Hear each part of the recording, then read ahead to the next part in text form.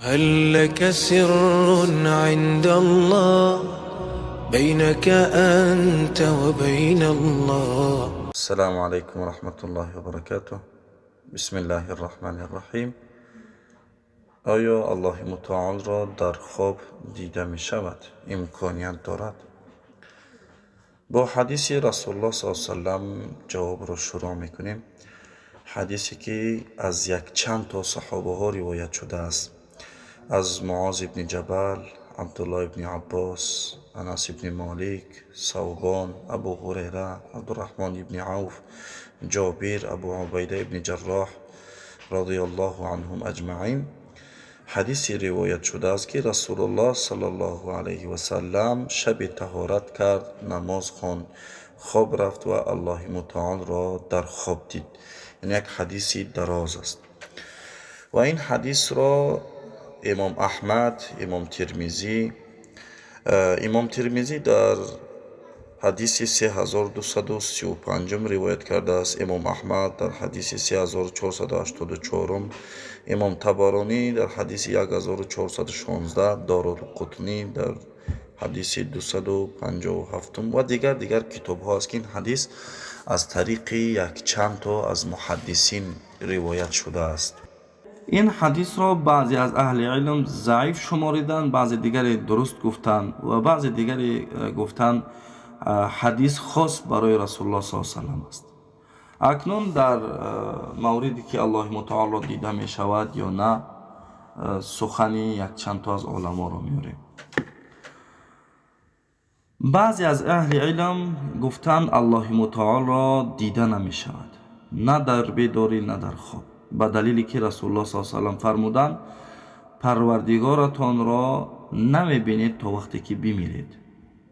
یعنی الله متعال در قرآن می فرماید وجوه یومئذ ناظره الی ربها ناظره، یعنی اهل بهشت الله متعال را، جمال الله متعال را در بهشت می بینند و در دنیا دیده نمی شود، چی در خواب چی در بیداری. اما گروهی دیگر علما گفتن خواب رفتن این مرگ است، چطوری که رسول خدا گفت شما الله متعال را دیدن نمی توانید تا وقتی که بمیرید.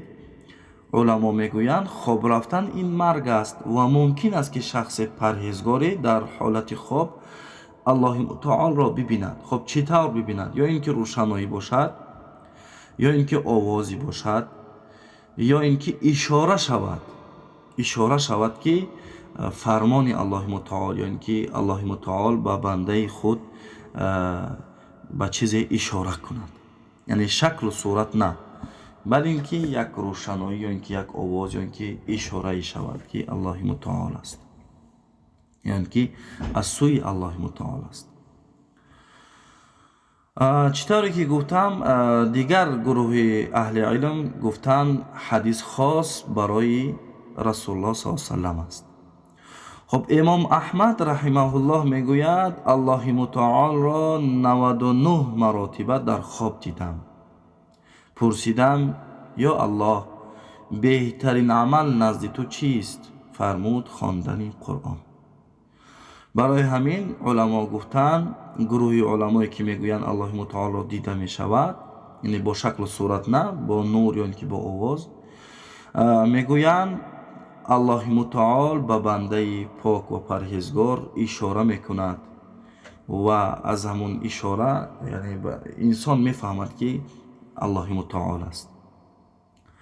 و در این سخن امام بغوی رحمه الله، امام نووی و همچنان ابن کثیر رحمه الله در تفسیر سوره صاد آیت 69 حدیث رسول الله صلی الله علیه و سلم را آوردند که رسول خدا صلی الله علیه و سلم الله متعال را دیدند و همچنان شخصان پرهیزگاریان که پاک هم الله متعال را با اشاره یعنی که با نور دیده می توانند. چطوری که گفتم با شکل و صورت نه، بلکه اشاره می شود.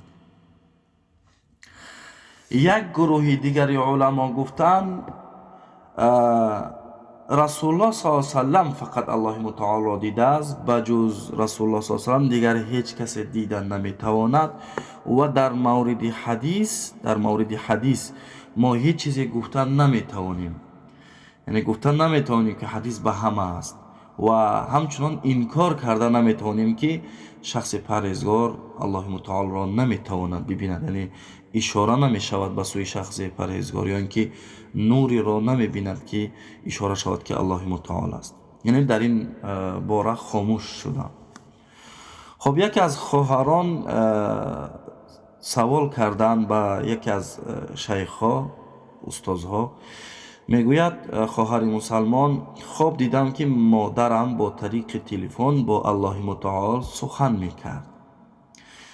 یعنی اکنون این خواب است و گویا که الله متعال با مادرم میگفت با دخترت بگو صبر کند، سختی که بر سرش آمده است گذرنده است، میگذرد. خواهر مسلمان میگوید هر وقتی که دلم تنگ میشد خوابم را با یادم می آوردم و آرام میشدم. تفسیر این خواب را شیخ میگوید مادرت با الله متعال سخن میکرد، یعنی مادرت بسیار دعا میکرد در حق تو. یعنی هر فرد مسلمان وقتی دعا میکند با الله متعال سخن میکنند، یعنی که نماز میخوانند با الله متعال سخن میکنند. معنای خوب همین است، یعنی گفتیم که اشاره میشود، همین است اشاره. و الله متعال دعای مادری همون خواهر را قبول کرد، برای اینکه در خواب خواهر مسلمان دید که گویا الله متعال به مادرش گفته باشد که صبر کند، سختی از سرش میگذرد. و شیخ از همون خواهر مسلمان میپرسد آیا تو را کسی تهمت کرده بود؟ خواهر مسلمان میگوید بله. پس شیخ میگوید برای رفع تهمت، برای اینکه بیگناه بودی، پاک بودی، الله متعال همین خواب را یعنی اشاره کرد که تو بیگناه هستی و دلتنگ نشو، ضیق نشو، همش گذرنده است و تهمت از سرت برداشته می شود. والله اعلم و السلام علیکم و رحمت الله و برکاته.